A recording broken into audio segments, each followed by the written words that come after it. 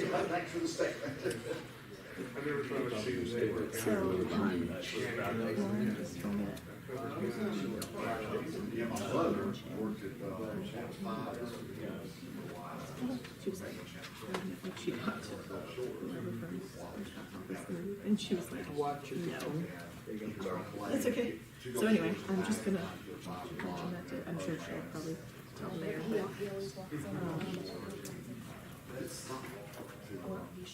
but, okay.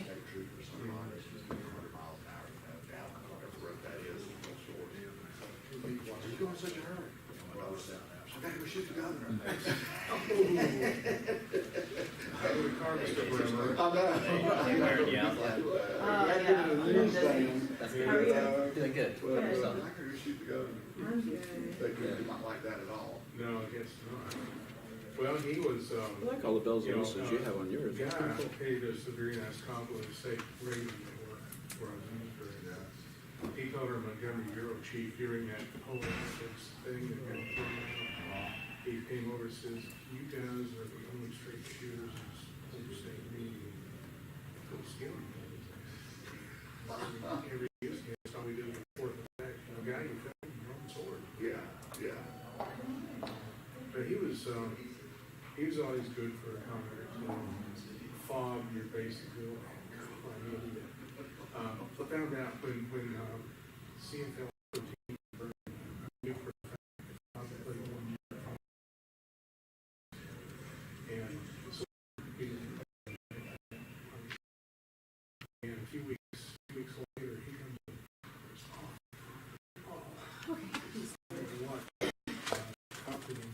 It's I called him Montgomery Bureau Chief. it's live. It did not pull up.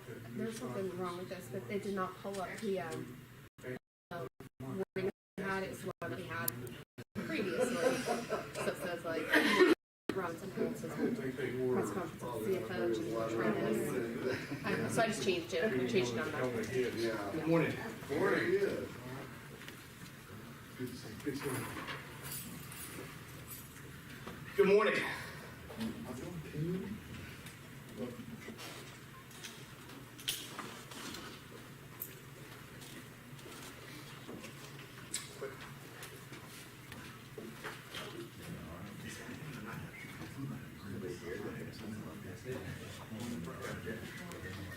Okay.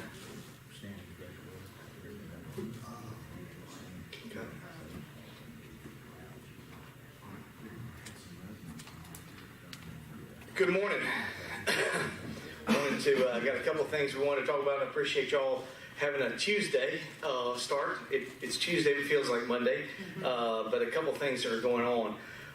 One, as I said before, if you are driving around today by the Bay Center, you want to be well aware that there will be a number of graduations going on. Certainly, the two high schools in city limits of Pensacola, both Washington High School and PHS, will have graduations. I know Washington's at 11, and I'll be at PHS at 2:30. So congratulations to a lot of seniors out there and the parents of seniors for the graduation ceremonies that will be held today at the Bay Center. It is Memorial Day, and it certainly is time to remember those who have sacrificed our lives for freedom. We certainly had a number of events this week that were good events. If you had a chance to attend, it was a great event at the Veterans Memorial Park on Sunday, and certainly yesterday I enjoyed being with the Pensacola Civic Band. That was a neat experience, but it was a great ceremony with a couple of Pearl Harbor survivors, and certainly recognizing those who had given their lives in various different wars to defend this country and our freedom. So certainly appreciated that yesterday.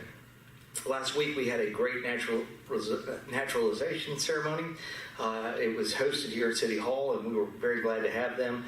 I had the opportunity to be a guest speaker, and it was a lot of fun just to see 83 new Pensacola residents and new residents in the United States. So another part of the Memorial Day weekend that was really, again, very representative of what was going on, and just made it a super weekend. Certainly the weather helped out, even though it was a little hot, but it sure was nice and able to get out and enjoy some of the great activities we have out here.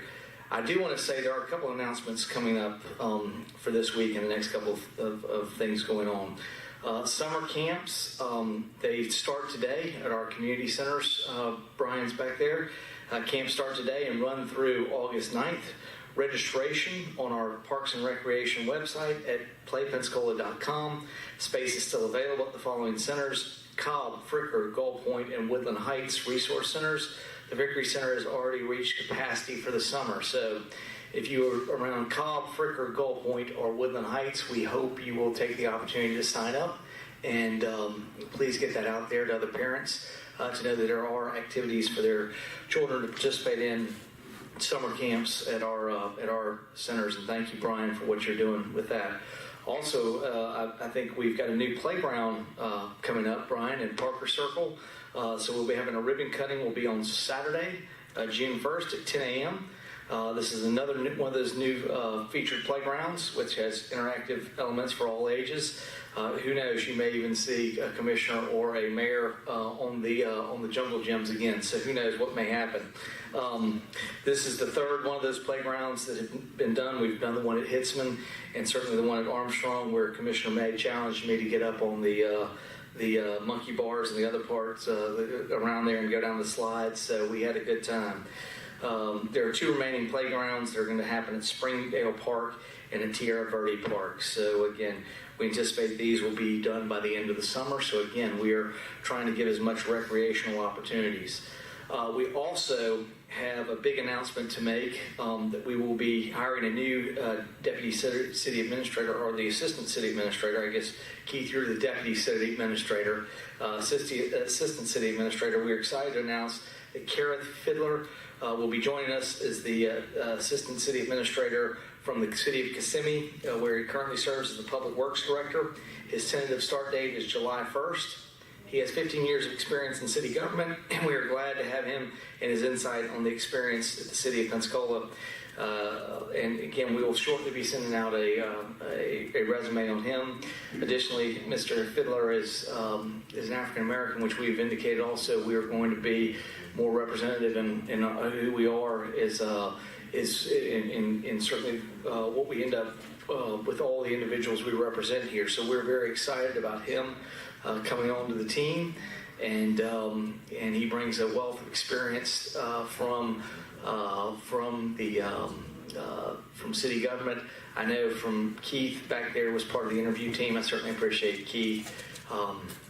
Don Crater and Chris, I think he's the number one individual on all their list, and certainly we appreciate Mr. Fiddler participating in this process. His wife's family is from Pensacola, so we're happy to get her home and the opportunity to get him here working with our departments, and we're very excied about him starting in the near future. Lastly, at the end of this week will be June 1st, as you heard. We have the ribbon cutting on Saturday. With that, hurricane season will be starting. It seems like it never ends, but we'll be starting another hurricane season. Really, at this particular time, we launched a PSA yesterday on our social media. You probably saw it out there, trying to get everybody to begin moving forward. I really want to appreciate and commend Allie Norton for putting together that video. She managed to make me look halfway decent, so I appreciate that. But it was good. It basically says what we really want you to do is take the time now before things get started in the hurricane season. Know where you are. Know what your zone is. If we have an evacuation, it is expected that you will evacuate and you will comply with the evacuation order. You need to decide where you're going to evacuate to. You don't have to go that far. Just get out of the zone that's having potential damage. You can go to a friend or a family member's house. You can go to a hotel, or you can go to a public shelter. Again, have a communication plan with your family because you may not be together, and certainly sometimes these things end up severely impacting your ability to communicate. So have a plan for that as well. Also know that there are special needs. Make arrangements to accommodate family with special needs, oxygen supplies, medication, a variety of other things. So make sure those are included, and then have a plan for your pets. If you're evacuating, take your pets. Please find somewhere safe for them to be. Finally, have a kit at home. We all know about that, making sure you have batteries, flashlights, radio operated, battery operated radio, and a first aid kit. These are just a few items that you need to be prepared to have. And then finally, stay informed and watch us and listen to us here. And of course, those of you in the room also with the news media, you will be out there doing that as well. But we will be communicating with Escambia County and working through them. But you can also look into cityofpensacola.com /be ready or myescambia.com /be ready.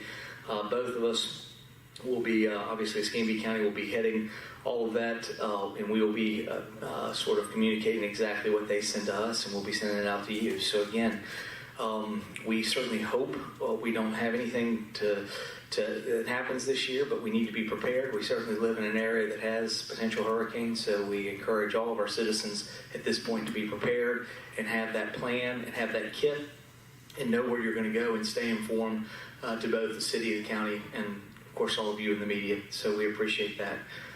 With that, those are some of the things that we've got. I'll be happy to answer any question on things you want to know. I did want to say real quick, I do know coming up here, Brian, we are looking for the 13th, for there to be something that comes to council that be related to the whole YMCA swap with the Vickery. So I did want to at least put that out there and communicate that we will be moving that forward on the 13th, and I think everything appears that's the date that it's setting for, and so I wanted to communicate that out also with this press conference and let everybody know, because I know there are several people who are interested, both in favor and against, but overall we believe it's probably going to be the thing that allows us to keep the Y in Northeast Pensacola and expand at the Vickery Center, and then it allows us to really do with our soccer fields and grow that program and do it in a way that moves it away from the fields that we have that we've been really overworked at the Vickery Center.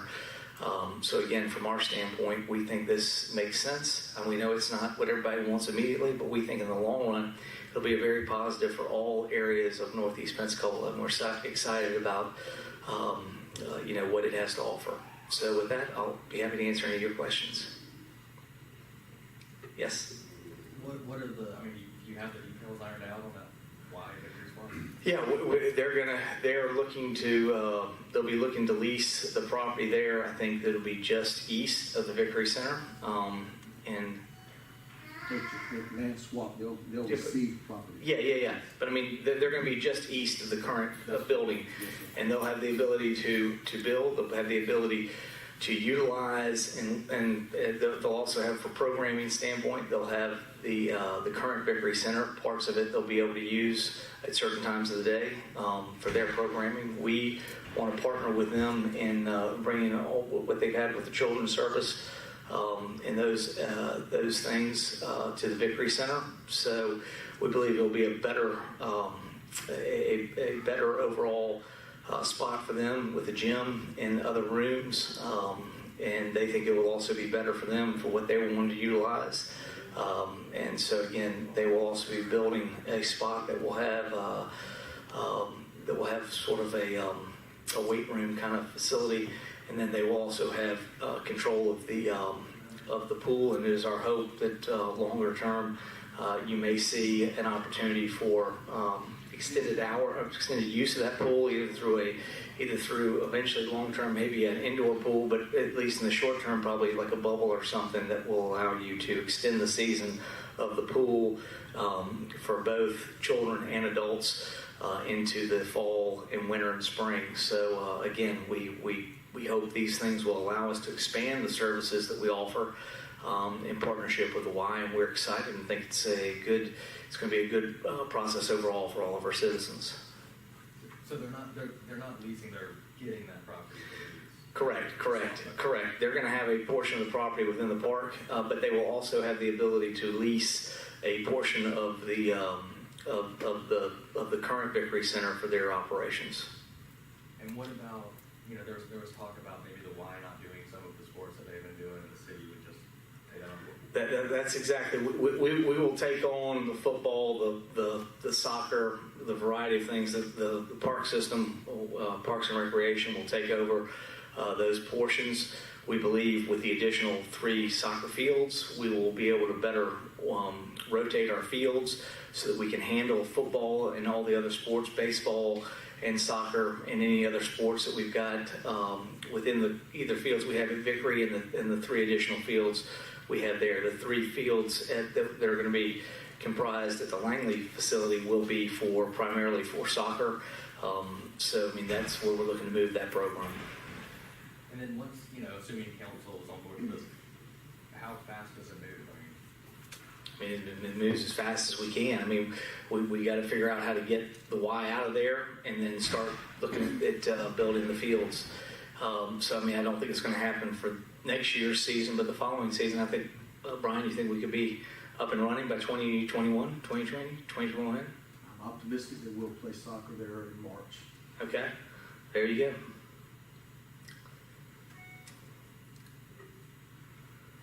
On the new city administrator position, can you talk about what that person's duties will be? What will be in charge? This person will be in charge of. I think we're making a little swap.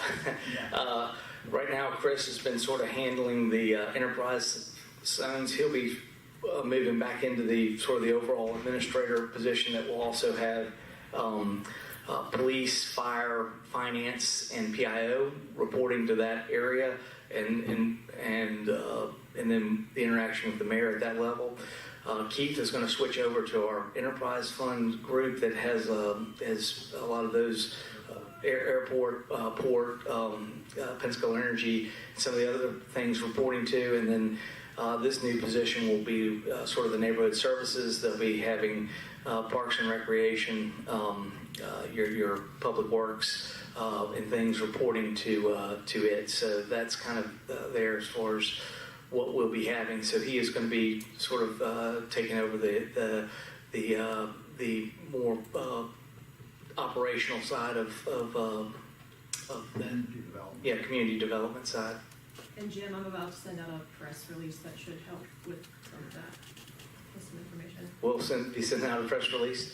So any of our radio people that are not here, we'll send that to you as well. I know Andrew's kind of upset about our 9 o'clock start today. You said he was the number 1 on everybody's list. Yeah. Why? I mean, Keith, and yeah, you're welcome to come forward here, Keith. You were on that panel.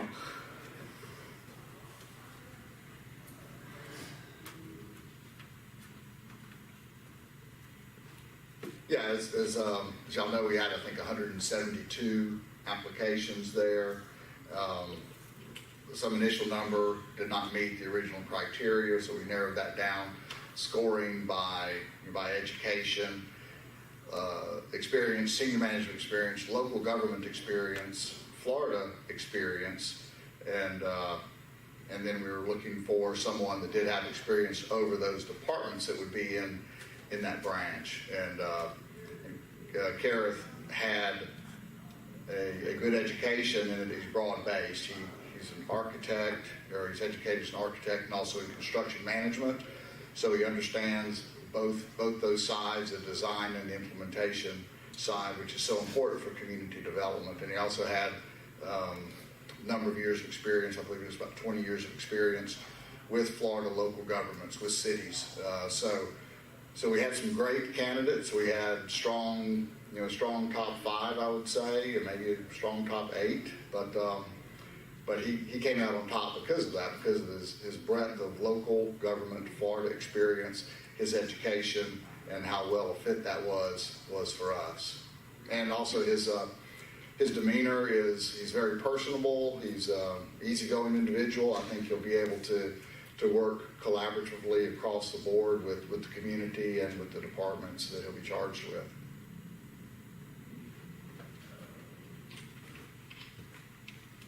What about complete streets? I hope we'll move next into that. We had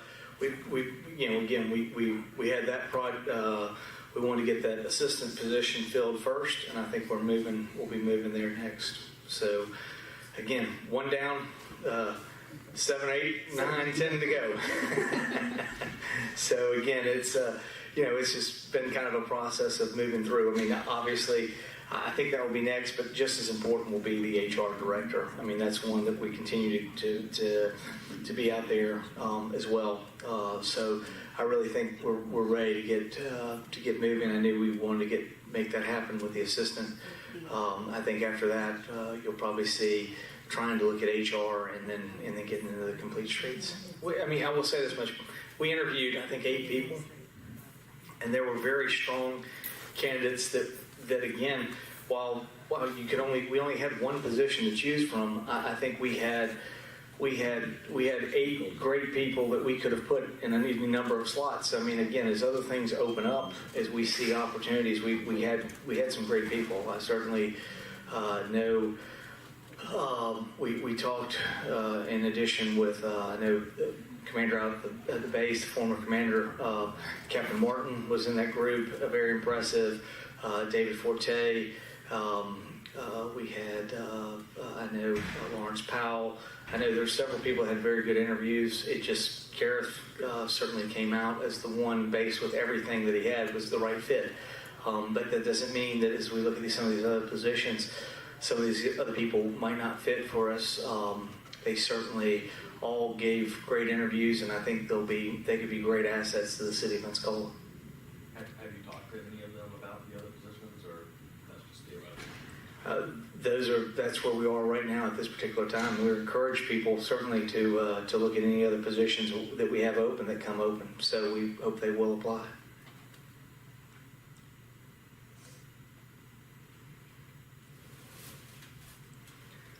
Coming up on today's city council agenda, there's a couple items related to planning changes, land development stuff.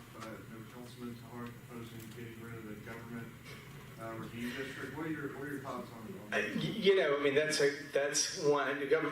Andy, Councilman Tahar was one of the few members that voted. He was one of the 2 that voted against the CRA before.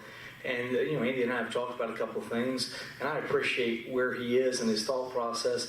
But, as we talked about it, one of the things he communicated that he thought we have too many overlays.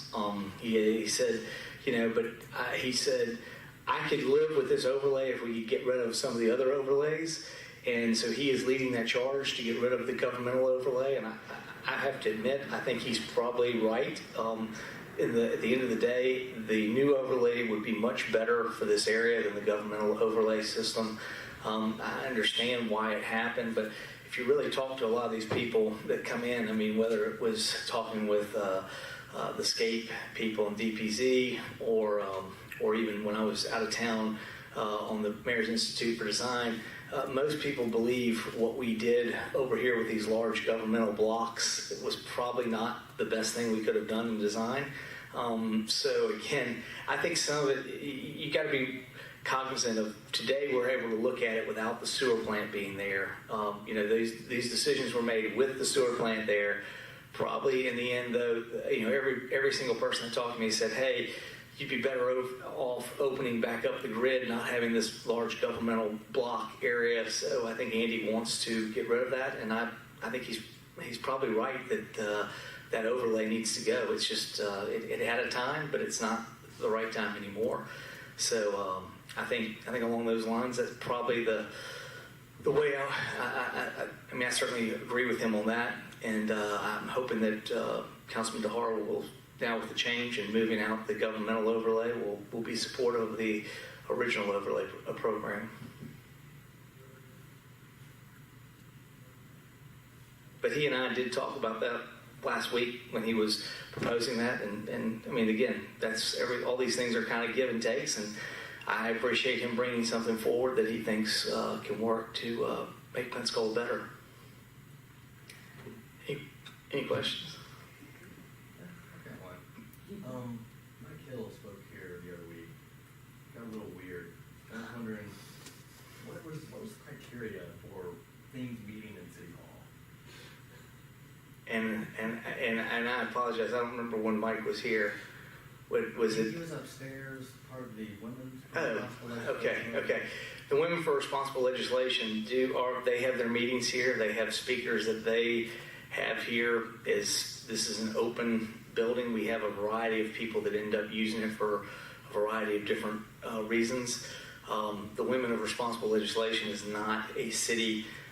We don't advocate, we don't condone, we don't condemn anything they do one way or the other. They are an independent group. They use the public space as their meeting here. So whatever happens was a function not of what the city was saying. It's more we do allow the space to be utilized by different groups, and the Women for Responsible Legislation has used this spot for, boy, I mean, I remember, I guess when I first got into politics in 2006, they were at the Victory Center, but they seem to have been downtown. I think that was more a function of ever since this building came back open after Ivan, they've been in this building. As far as what happens, I'm going to be one of their speakers. Who knows? Y'all may have some questions and complaints about what I say, so we'll see. But I mean, Mike is his own person. He's a public figure, and you know, he has his positions, and he's certainly welcome to those. And if I'd call him and ask him if you had a question about what he had.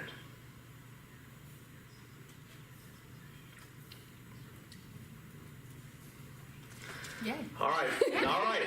Shortest one we've had yet. I mean, we're going to end, and Andrew's not even going to get here. So Tell it was on purpose. Andrew was the